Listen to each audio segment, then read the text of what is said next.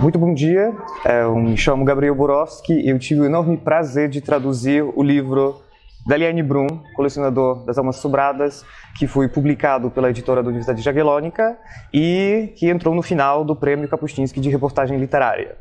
E aqui comigo é a autora, na verdade é a segunda vez que a gente se vê.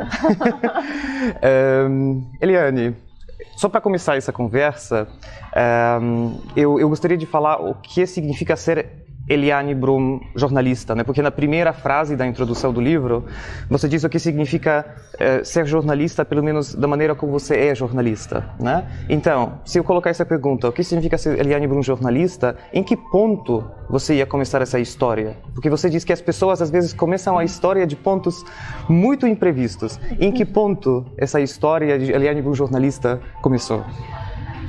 Primeiro, bom dia. E eu queria te agradecer muito por traduzir meu livro, porque se tu não tivesse trazido as palavras do português para o polonês tão bem, eu não era finalista desse prêmio. E também a editora, que eu nunca fui publicada antes na Polônia, eu acho que é sempre um risco. E é importante que alguém tome esse risco e leve isso adiante. Então, por essas duas razões, eu estou aqui. Então, muito obrigada. Eu que agradeço. Eu acho, Gabriel, que essa história ela pode começar em vários momentos, mas eu acho que ela começa quando eu tinha 5 anos de idade. Eu sou de uma cidade muito pequena no sul do Brasil, onde eu nasci. E eu nasci na ditadura militar do Brasil, em 1966. E meu pai foi um dos fundadores de uma universidade, da única universidade que tem na cidade. Meu pai vem de uma geração, é a primeira pessoa alfabetizada na família dele, e ele é um dos fundadores da universidade. E essa universidade tinha uma escola, que era uma escola comunitária, que o governo militar considerou subversiva. E a família sempre acompanhava meu pai. Eu tinha 5 anos e eu vi um momento em que o prefeito, que era um prefeito da ditadura, humilhou meu pai, tirando essa escola da universidade, porque era uma escola subversiva. E eu vi o meu pai sendo humilhado. E isso foi muito impressionante para mim. E eu voltei para casa pensando que eu tinha obrigação de fazer alguma coisa a respeito disso. Na minha ideia de 5 anos de idade, eu pensei que eu tinha que botar o único jeito. Se o problema era a prefeitura, o prefeito, eu tinha que botar fogo na prefeitura. É mesmo? 5 anos de idade. Boa. E aí, eu fiquei assim, mas eu sabia que era errado de alguma maneira fazer isso, mas eu pensei que eu tinha que ter a coragem de fazer o que era necessário daquele jeito, porque eu ouvia muita coisa em casa, né? Minha família de oposição à ditadura, então política sempre desde que eu nasci estava ao meu redor. Então eu planejei isso, não contei para ninguém, e quando amanheceu, assim, por volta de 5 da manhã, a minha casa ficava de um lado da praça e a prefeitura ficava do outro lado da praça. Então eu botei uma caixa de fósforo no bolso do meu vestidinho, atravessei a praça e comecei a acender fósforo na prefeitura. Mas eu não sabia que porque assim, minha mãe sempre dizia, não mexe com fósforo, com fogo. Achei que era só acender o fósforo e explodir a prefeitura. Mas isso não aconteceu. Então eu voltei para casa humilhada na minha primeira tentativa de enfrentar o poder, mas de certa maneira aliviada, porque eu estava um pouco com medo de fazer isso. E aí eu cheguei em casa e perguntei pro meu irmão do meio, que você tem 7 anos mais que eu, como é que se botava fogo. Aí ele me explicou. Mas aí eu já tinha assim, foi uma espécie de ímpeto guerrilheiro e ao mesmo tempo bem de piano, né? De salvar a memória do meu pai. limpar. Eu acho que essa... Então, eu acho que e é uma frase que parece uma frase retórica, mas para mim ela é muito verdadeira.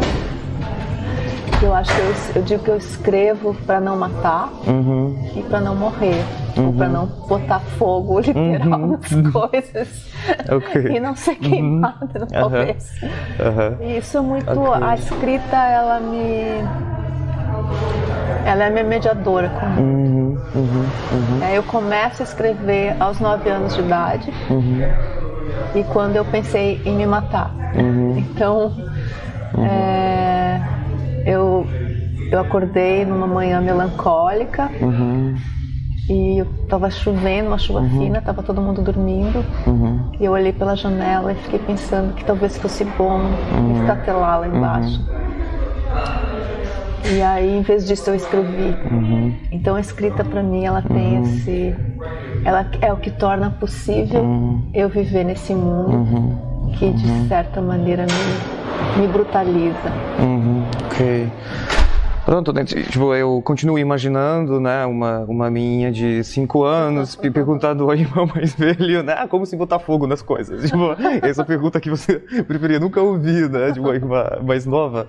Mas falando disso, né, falando exatamente que para você esse ponto de partida foi esse gesto de revolta, né, contra a humilhação do pai, contra esse poder, contra essa arbitrariedade, né?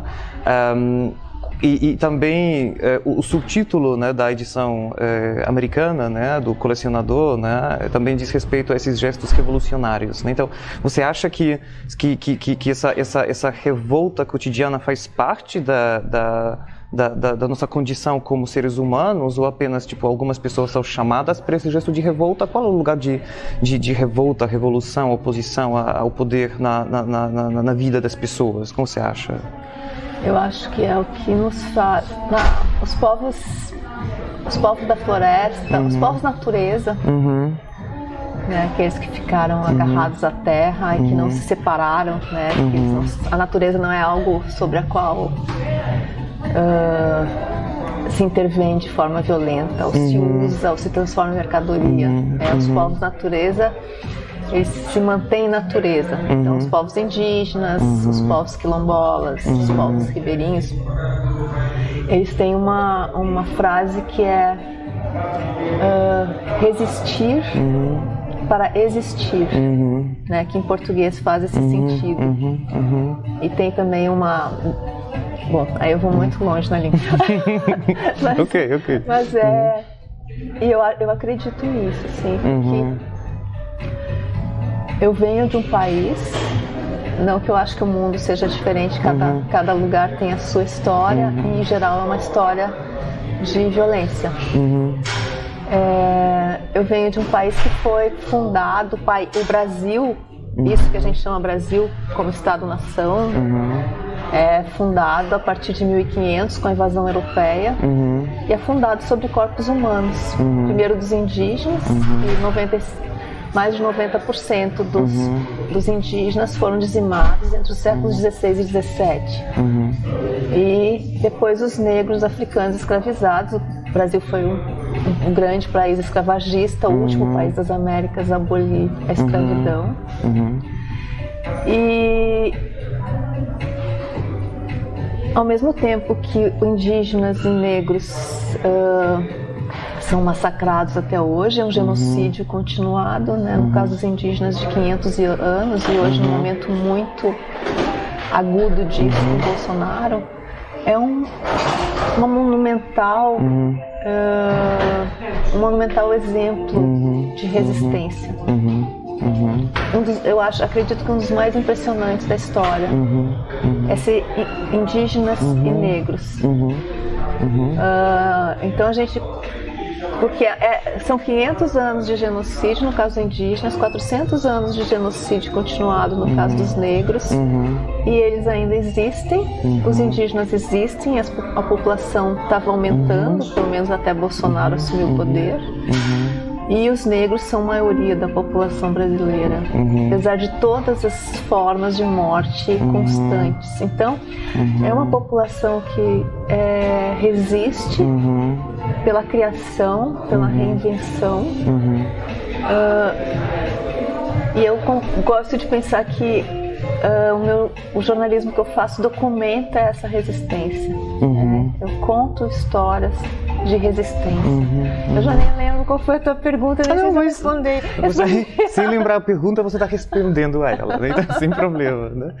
Mas, então, você fala exatamente sobre esse papel, né, fundamental mesmo dos povos indígenas, dos povos africanos na formação do Brasil, né? E você também usou esse verbo, né, que assim, eles se inventam, reinventam, né? E você sempre sublinha também a maneira como o português, a própria língua portuguesa, também é um código que ficou reinventado no Brasil, né? Porque, qual é exatamente a sua posição em relação ao português brasileiro, português europeu, a própria língua em que você escreve, essa língua que assim permite dar forma àquelas experiências que você conta, porque é exatamente que muitos leitores poloneses, estrangeiros sublinham nas suas reportagens a maneira como você encontra, inventa, reinventa a forma para as experiências das pessoas, para os acontecimentos.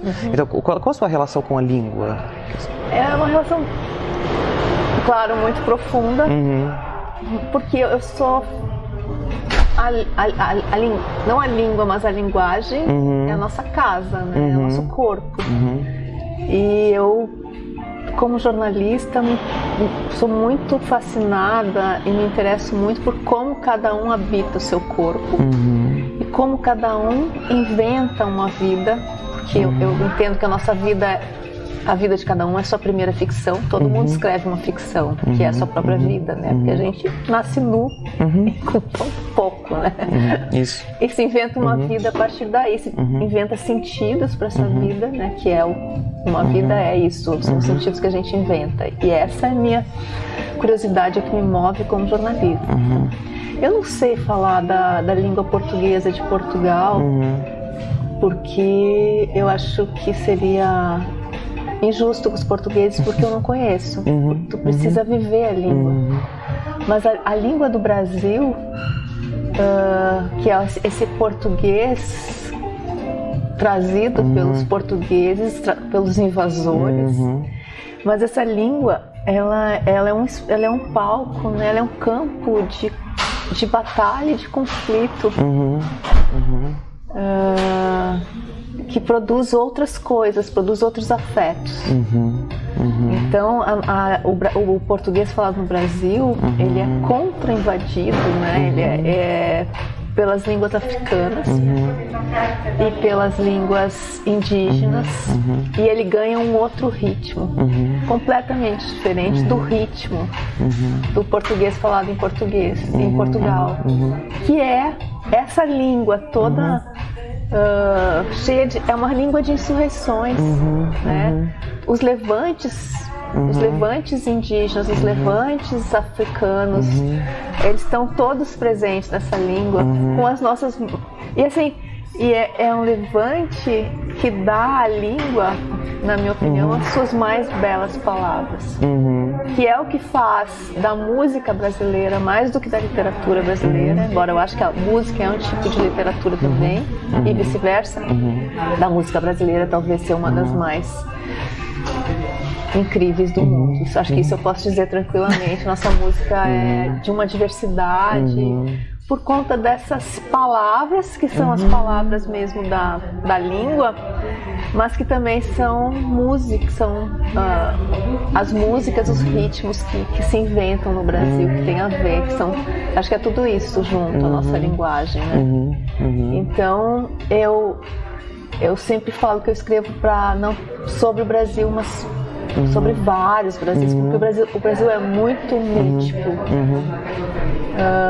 Mesmo num pequeno espaço de território, se encontra muitos jeitos de falar e muitas palavras novas que dão conta daquela realidade, que tiveram que ser inventadas porque não existiam palavras que dessem conta daquela realidade. Então isso, para mim,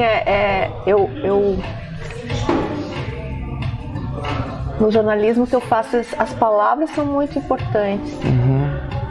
E eu tenho uma fidelidade. Para mim é muito importante a palavra exata, porque se eu não consigo trazer a língua daquelas pessoas, As palavras dela para minha reportagem é uma traição que eu faço com elas, porque eu não estou mais falando delas, né? Eu estou falando de mim. Então eu tenho o meu método é bem rigoroso nesse sentido. Eu gravo todas as minhas entrevistas com 2 gravadores, porque como eu já perdi no começo algumas entrevistas, isso é pavoroso. Eu gravo e eu transcrevo para ter a palavra exata.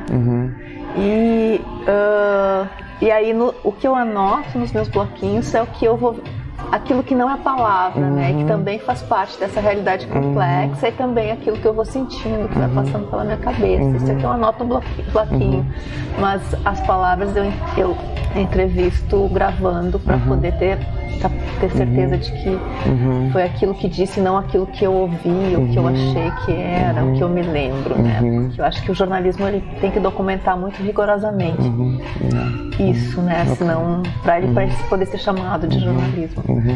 E porque é isso que diz quem as pessoas são. Então, como elas se inventam, e aí a partir daí elas também inventam uma língua. Então, quando as pessoas dizem que a minha forma, a forma que eu dou, na verdade é a forma que as pessoas dão, né, para sua vida e para sua expressão nesse mundo, para o seu habitar esse mundo, seu ser estar nesse mundo. Ok.